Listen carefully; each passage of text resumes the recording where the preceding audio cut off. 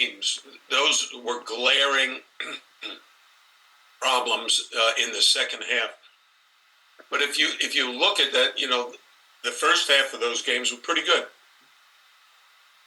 And some of the first halves we played have been very good. I think the guys are understanding that these are areas we really have to pay close attention to. And they're trying. Quite frankly, I think we look like a young team that's trying to find itself. And the interesting thing for me is the areas that we need improvement really need to come from our bench. If you look at our bench, Christian Watson is 6'7", Keyshawn George is 6'8", Michael Nwako's 6'10", AJ Casey 6'8". A lot of size comes in off our bench, and what we need them to do is defend and rebound. Now, we'd like them to score, but if they don't defend and rebound, they're not really helping us in the areas that we need the most help. But because they have size, they have pretty good athletic ability, they should be able to help us in those two categories. Defense and rebounding are going to be a huge difference in all these conference games. Thanks, Jim. Next question from Christian. Go ahead. Coach, good morning. How's it going? Good. You guys are opening up conference play against number 16 Clemson at home. Can you talk about the preparation that has been leading into this game throughout the past couple days?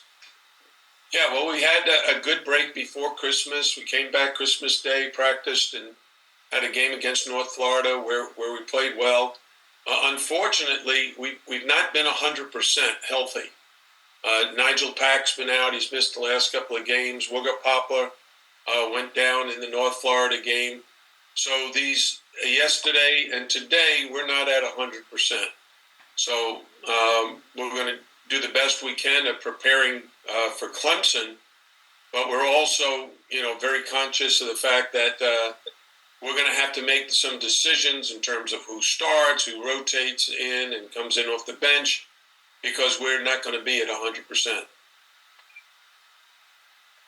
Next question from Bo Healy. Go ahead, Bo. Yeah, Jim, what's Nigel Pack's status?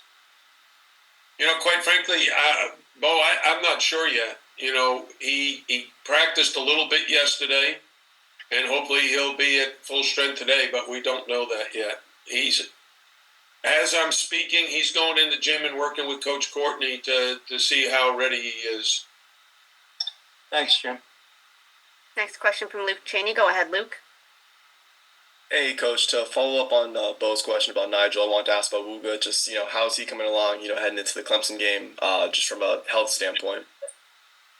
Well, he didn't practice yesterday. I don't know if he'll practice today. I don't know if he'll be available tomorrow. It's a day to day. We'll see. Next question from Azubi Charles. Go ahead, Azubi. Hey, Coach. Just on Clemson, what have you seen from them so far this year at Washington State? And just what are some things you're hoping to get out of your guys this upcoming game as you open conference play? Well, the first thing is Brad Brownell and I have battled a lot over the last 17 years, both in the CAA and now in the ACC for the last 12 years. So we're very familiar with each other, styles of play, and what we like to do. This Clemson team is probably the best Clemson team that we've faced. I think adding Joe Girard to an already talented starting lineup and a deep bench, he gives them some firepower in the backcourt, which really balances that great strength they have up front with P.J. Hall and Shefflin and Gottfried and a host of other guys that are big and strong and physical. So they're a legitimate team, a top 20 team. They deserve their ranking. They played very well in the non-conference, and it'll be a major challenge for us tomorrow. I'm going to go back to Christian. Go ahead with your question. Coach, obviously we're now getting into conference play going into the second half of the season. What is your biggest takeaway of things that you've learned about this team from the beginning of the season? Well, in the non-conference, we played a series of games against teams that I thought were similar to teams we would face in the ACC. The first one was Central Florida, a Big 12 team. Then it was Georgia, an SEC team. Then it was Kansas State. And we won all three games, and I thought we played pretty well in all three. But when we played Kentucky at Kentucky and Colorado in New York, it was a much different story. We played a decent first half and then totally lost it in the second half. We did not play well at all.